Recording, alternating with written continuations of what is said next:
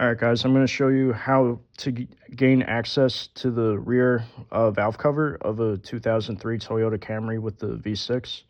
Now it kind of took me a little while to do this, but I wanted to make this video for you guys so you guys could do it no problem. So obviously the first thing I had to do, I had to take the intake manifold off. First thing, so you guys know, I didn't know this, but there's actually 3 bolts that hold the intake to the back by the firewall. It's going to be held on by that bracket. It's going to be held on by that bracket. And then there's another bracket I have to take off to gain access to that middle one, which was this one right here. And that's going to be bolted to the side of the engine on this side.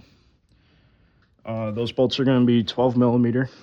Obviously, I had to take the coolant lines off the intake, vacuum lines off the intake.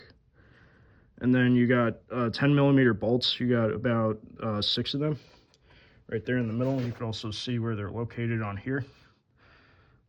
And 2 of them are going to be nuts, one on this stud and one on the other stud. And then lastly, you got your PVC line. So you want to remove those clamps so you could gain access to pulling it off. And then once you get all that stuff off, then you could pull the intake off. And then from that point, hang on, let me go around here real quick. From that point, it'll look like this. So there's going to be a few bolts on the top of the valve cover, a few bolts on the bottom. I think there's about 3 or 4 on the top. And then there's going to be 2 on the sides, and then there's going to be 3 or 4 at the bottom too, underneath that wiring harness. So you take those out. Now, just as a tip, there's going to be one. The one I was is going to be all the way in here. So it's going to this AC line is going to be in the way. So the best way to get it, it took me a little while to get it, but best way to get it would be with a 1/4-inch ratchet set, and they're all going to be 10 millimeter. Then once you loosen those up, then you could take the coils off.